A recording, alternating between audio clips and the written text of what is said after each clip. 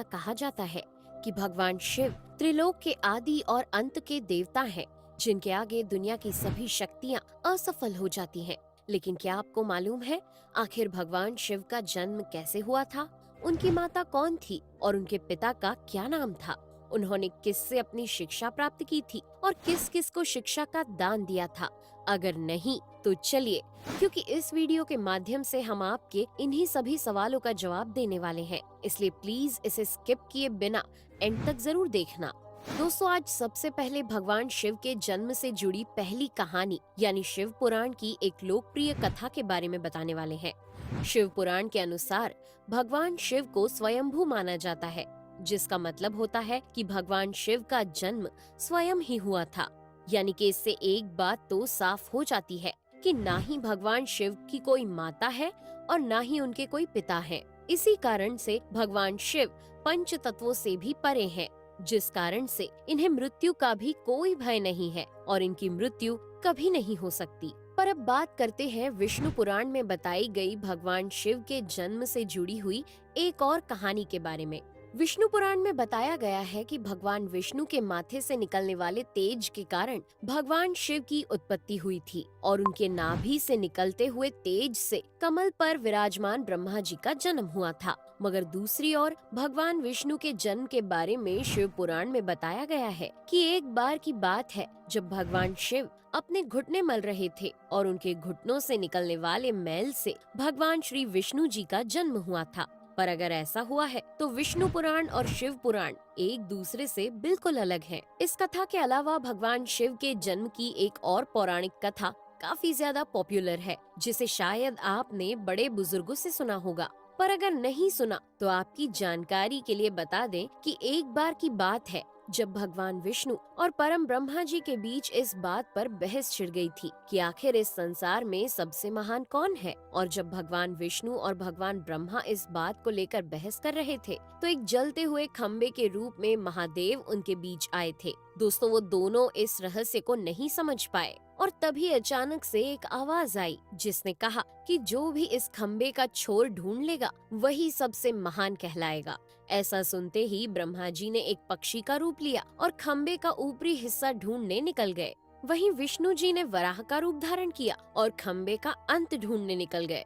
बहुत देर तक खोजने के बाद भी दोनों में से किसी को भी खम्बे का छोर नहीं मिला और दोनों हार मानकर वापस आ गए। जिसके बाद भगवान शिव अपने असली रूप में आए और फिर भगवान विष्णु और ब्रह्मा जी ने ये मान लिया कि महादेव ही सबसे महान और शक्तिशाली हैं। इनसे बड़ी शक्ति इस दुनिया में कोई नहीं है।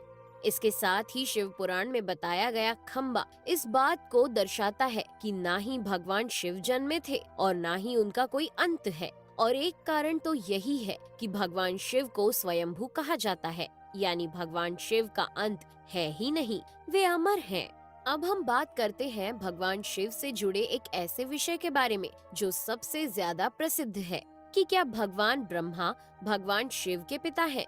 जी हाँ, इनकी ये कहानी लोगों के बीच काफी प्रसिद्ध है। तो आपको बता दें कि आखिर किस प्रकार भगवान शिव ने ब्रह्मा पुत्र के रूप में जन्म लिया था। इसके पीछे विष्णु पुराण की एक पौराणिक कथा है, जिसके अनुसार जब धरती, आकाश, पाताल या कहें पूरा यूनिवर्स जलमग्न यानी पानी में डूबा हुआ था, तब भगवान विष्णु के अलावा कोई भी देव या प्राणी इस संसार में नहीं था। तब केवल विष्णु ही जल सतह पर अपने शेष नाग पर लेटे हुए नजर आ रहे थे। जिसके बाद उनकी नाभि से कमल की डंडी पर ब्रह्मा जी प्रकट हुए और जब भगवान ब्रह्मा और भगवान विष्णु इस यूनिवर्स से संबंधित बातें कर रहे थे तब भगवान शिव प्रकट हुए, जिसके बाद ब्रह्मा ने उन्हें पहचानने से इनकार कर दिया। इस कारण से भगवान शिव रूठ गए और उनके रूठ जाने के कारण भगवान विष्णु ने उन्हें दिव्य दृष्टि प्रदान कर ब्रह्मा जी को भगवान शिव की याद दिलाई।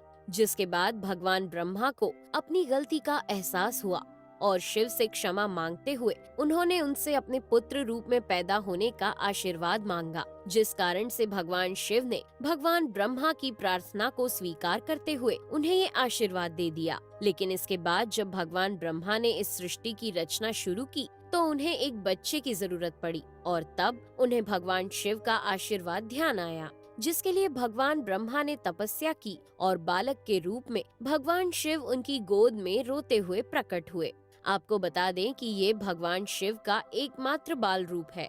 जब भगवान ब्रह्मा ने उनके रोने का कारण पूछा तो उन्होंने बताया कि उनका कोई नाम नहीं है। तब Festo sets the world in motion by enabling the production of nearly everything we use, need, drive, or consume in our everyday life.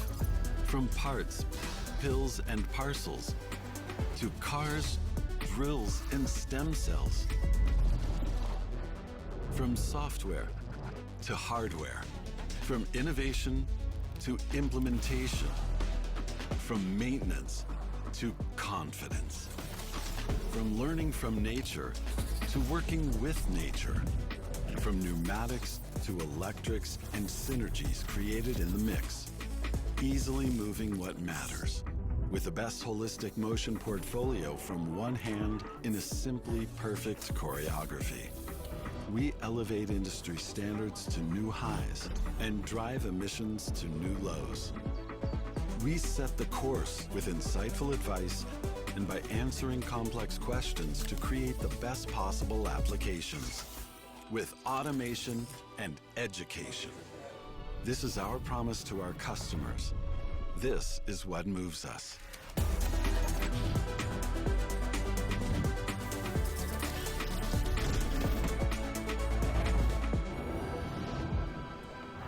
Automation for a world in motion. Festo. तब भगवान ब्रह्मा ने भगवान शिव का नाम रुद्र रख दिया, जिसका मतलब होता है रोने वाला। पर इसके बावजूद भी भगवान शिव चुप नहीं हुए, इसलिए ब्रह्मा ने उन्हें दूसरा नाम दिया। पर शिव को वो नाम भी पसंद नहीं आया और फिर भी वे चुप नहीं हुए। इस तरह शिव को चुप कराने के लिए भगवान ब्रह्मा ने भगवान शिव को 108 नाम दिए थे, जो रुद्र, शर्व, भाव, उग्र, भीम, पशुपति, ईशान और महादेव जैसे नाम थे। और शिव पुराण के अनुसार उनके ये नाम पृथ्वी पर लिखे गए थे।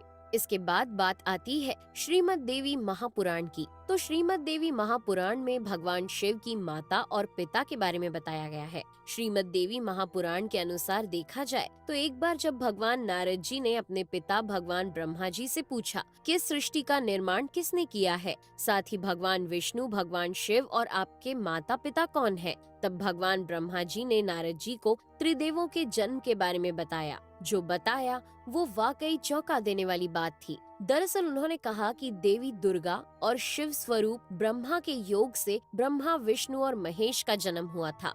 यानी प्रकृति का रूप लिए माँ दुर्गा ही हम तीनों की माता है और ब्रह्मा यानी काल सदाशिव हमारे पिता है।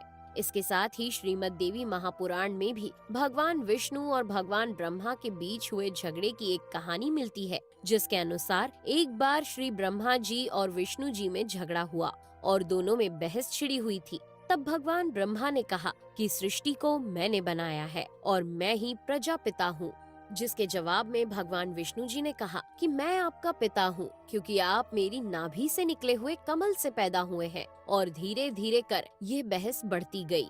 दोस्तों, इसके बाद इन दोनों का झगड़ा सुनकर सदाशिव वहाँ पहुँचे और उन्होंने कहा कि पुत्रों, मैंने ही तुमको इस संसार को बनाने और इसे संभालने के केवल 2 काम दिए हैं। इसी प्रकार मैंने शंकर और रुद्र को संहार और तिरोगति के कार्य दिए हैं। इसके साथ ही उन्होंने कहा कि मेरे 5 मुख हैं। एक मुख से अकार, दूसरे मुख से उकार, तीसरे मुख से मुकार, चौथे मुख से बिंदु और 5वें मुख से नाद यानी कि शब्द प्रकट हुए हैं।